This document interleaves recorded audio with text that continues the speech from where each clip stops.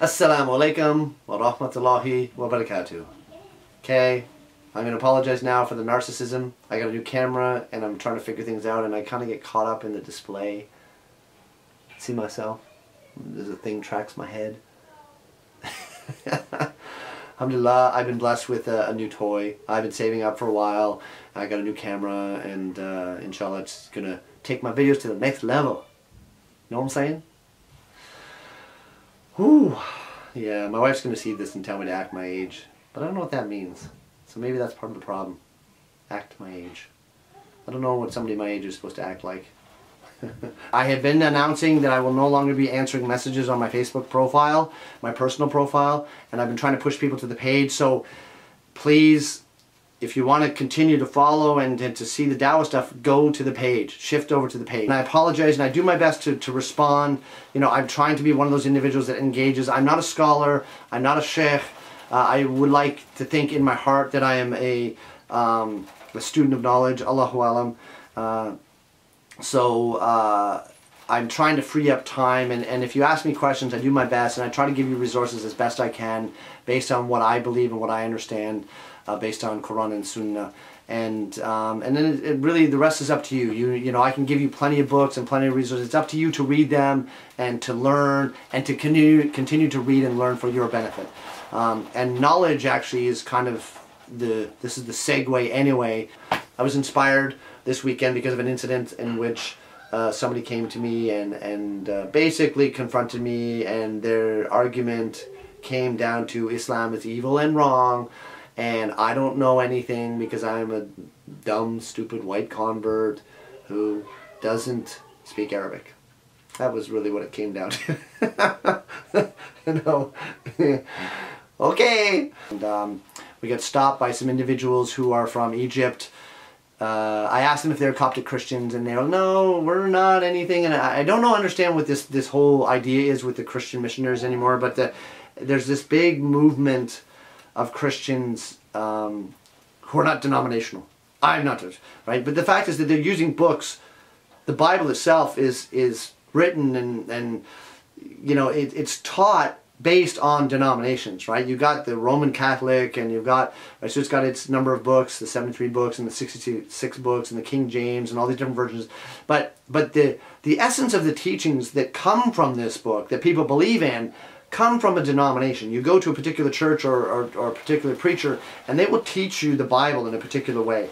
And there's, you know, because you have Unitarian and you have Trinitarian and, right? Obviously the Trinitarian aspect is the biggest one. So anyway, so I asked them these questions just because I want to know who I'm talking to. Right? Are you a Mormon, a Jehovah's Witness? Because I don't want to make an assumption about who you are and what you believe. But if I know you're Jehovah's Witness, I know enough about the Jehovah's Witness theology to be able to have a conversation with you, an honest, sincere conversation, and that's what I'm after. And so there's that game of not wanting to tell me what you are. I just believe in Jesus. Well, that's fine and dandy, but then you can just make up whatever you want at that point, right? So at least if I know you come from some sort of denomination, you have a foundation for your belief, right? The foundation of the Bible is one thing, but then you also have to have an understanding, interpretation that comes from that.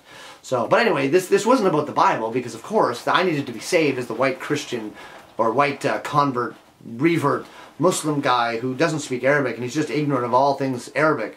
So that was the approach that they took, which was like, right away, am I that white? Is it really that obvious that I'm not Arab? I'm laughing because it's unfortunate, because I enjoy these kind of comparative religious discussions. I love honest, sincere, intellectual, non-insulting, non-bigoted, non-arrogant, this haughtiness and this arrogance of, I know stuff, right? So, yep, you're dumb. I don't like that attitude. It's just a waste. You get Dawkins and all these other guys, and that's what, you know what, they may have smart things to say, but as soon as they say that, that's evidence that they're not as smart as they think they are. That their attitude is one of blindness. That they're deaf, they're dumb, they're blind. They don't care, they don't want to listen. They want to tell you how it is, and you either accept it or you're dumb because you don't have as many initials next to your name, to their, you know. So he's got PhD and masters and blah blah blah blah blah, and I don't have all those, so he's smarter than me. Right? It's a ridiculous thing. Education, a formal education, doesn't make you smart. Right? Intellect and smart, being smart, truly smart, and true intellect comes from intelligence, meaning you can acquire knowledge, but it also includes how you use that knowledge. That's what makes somebody intelligent. So, now that they have their information and they've already targeted me as this lost sheep, pun intended, they pull me aside like a lost sheep and, you know, separate the fray. It's easier. And they started talking and they started doing the typical approach, and within minutes it's already, they're pulling out that card. Oh, you don't know Arabic? Oh, let me tell you. And then they go on to say, and I said, well, you know what, it's okay, because I am learning, I can read, I can write, my vocabulary is not that strong, but I haven't been studying Arabic for the purpose of conversation. I'm studying Arabic for the purpose of reading and understanding Quran.